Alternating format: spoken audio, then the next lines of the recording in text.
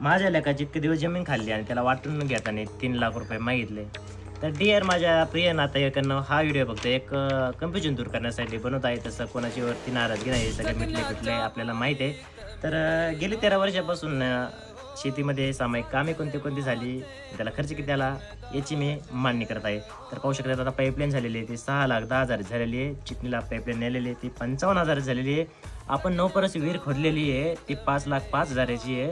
आणि त्यातीलच खरीप उचलणे आणि बांध भरणे याला 1 लाख रुपये खर्च आलेला आहे. आणि पेरा शेतात बघा बोर घेतला होता आपण, ज्याला की पाणी लागलं नाही, पाणी लागलं होतं त्यासाठी मोटर पण आणली होती. तर त्याला एकूण 60,000 रुपये खर्च आला होता बोर घेणे आणि मोटर आणणे त्यासाठी. आणि पिण्याच्या पाण्याचा बोरला म्हणजे 10,000ची एक मोटर आणली होती. मळा गबार आणि बोरेवलीची पाईपलाईन, बोरेवली तुकड्याला पाईपलाईन केलेली आहे आपली बोरसाठी, डायरेक्ट पाणी वावरात नेण्यासाठी. 3 पाईपलाईन आहेत, त्याला मिनिमम 15,000 रुपये खर्च आलेला आहे. आणि 13 वर्षाचा डीपीचा, मोटरचा आणि बिल आणि पाणीपट्टी याचा खर्च वर्षाला 10,000च पकडतो.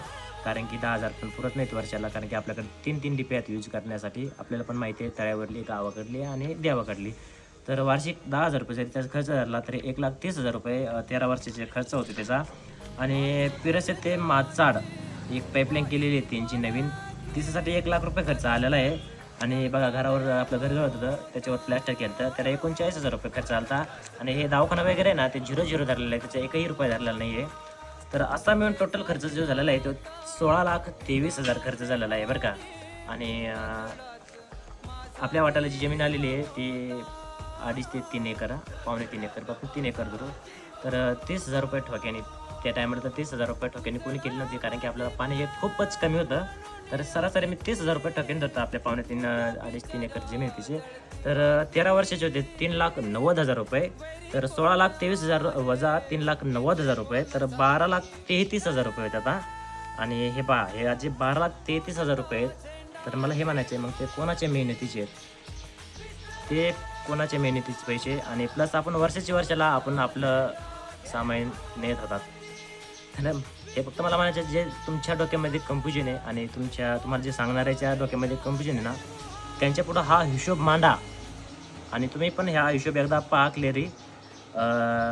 फक्त मला हे म्हणायचं आहे सध्या जी बदनामकी चालू आहे ना, म्हणजे वाटून घेते 3 लाख वगैरे मागितले, तर तुम्ही पर्सनली म्हणला नसताल, परंतु इथं कुजबूज चालू आहे की लेकांनी वाटून घेते 3 लाख वगैरे मागितले. तर मला फक्त म्हणायचं हे एकदा लिस्ट वाचा तुम्ही, किती खर्च म्हणजे 13 वर्षापासून जमिनीला किती खर्च केला आहे आणि तुमच्या जर वाटणी केली असती तरी ते तुम्हाला किती वाटून म्हणजे तुमच्या वाटणी किती आली असती. आणि जे 12,33,000 उरलेत ते कोणाच्या मेहनतीचा पैसा आहे. तर मला म्हणायचं आहे 12 लाखमधील कमीत कमी आम्ही 6 लाख आज शिल्लकीमध्ये असतो आणि आज आम्ही 5.5 लाख रुपये मायनसमध्ये येतो, ते पण व्याजाच्या.